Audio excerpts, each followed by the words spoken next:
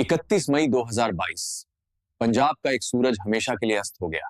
भारत ही नहीं, दुनिया भर में अपने गानों का जादू बिखेरने वाला एक सितारा सिद्धू मूसेवाला महज 28 साल की उम्र में खामोश कर दिया गया। लेकिन यह सिर्फ एक हत्या नहीं थी।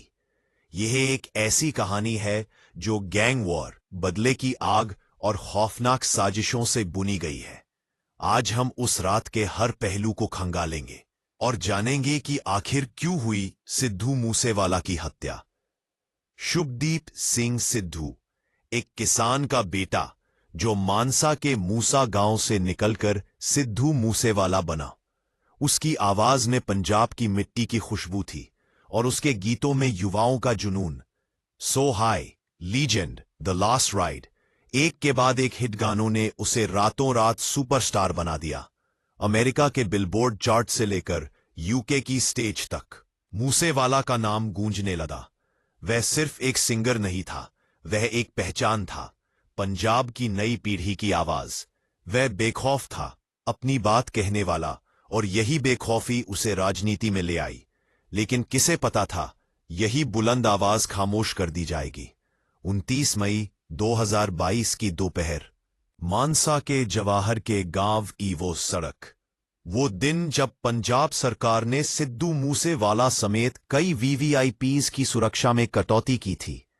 सिद्धू हमेशा अपनी बुलेट प्रूफ फॉर्च्यूनर में चलते थे, लेकिन उस दिन शायद नियति को कुछ और मंजूर था।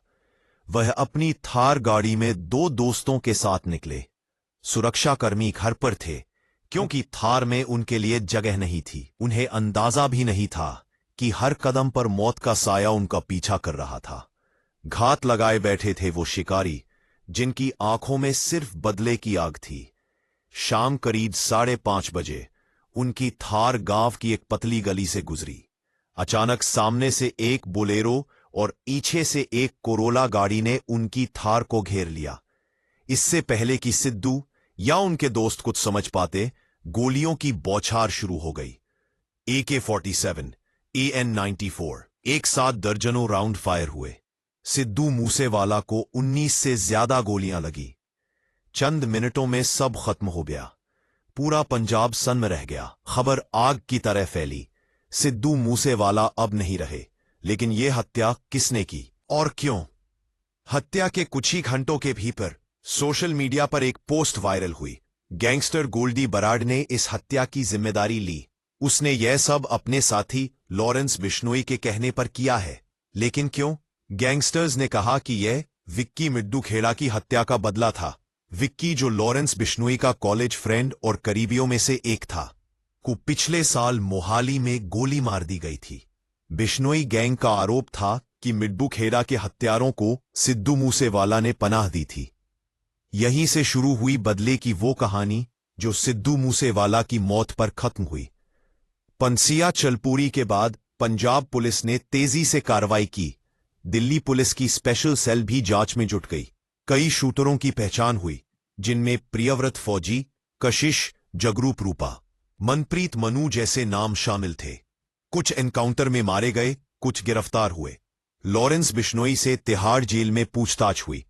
गोल्डी बराड़ कनाडा से इस पूरी साजिश का मास्टरमाइंड था। जांच में सामने आया कि कैसे गैंगस्टरों ने महीनों पहले से इस हत्याकांड की प्लानिंग की थी। मूसेवाला की रेकी की गई, हथियार इकट्ठा किए गए और फिर उस मनहूस दिन को अंजाम दिया गया। सिद्धू मूसेवाला की हत्या ने पूरे देश को हिला दिया। फैंस सड़कों पर उतर आए। पंजाब की कानून व्यवस्था पर सवाल उठने लगे। सिद्धू के माता पिता ने इंसाफ की गुहार लगाई।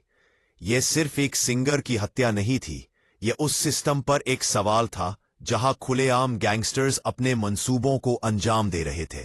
सिद्धू भले ही आज हमारे बीच नहीं है, लेकिन उनकी आवाज, उनके गाने और उनका बेबाक अंदाज हमेशा पंजाब के दिलों में जिंदा रहेगा। उनकी मौत ने कई सवाल छोड़े हैं। क्या वाकई गैंग वॉर में सिर्फ एक मोहरे को हटाया गया, या इसके पीछे कुछ और गहरी साजिशें थीं? इस कहानी का अंत अभी बाकी है। शेयर करें और हमारे चैनल को सब्सक्राइब करें ताकि आप ऐसी ही और कहानियां देख सकें। मिलते हैं अगले वीडियो में।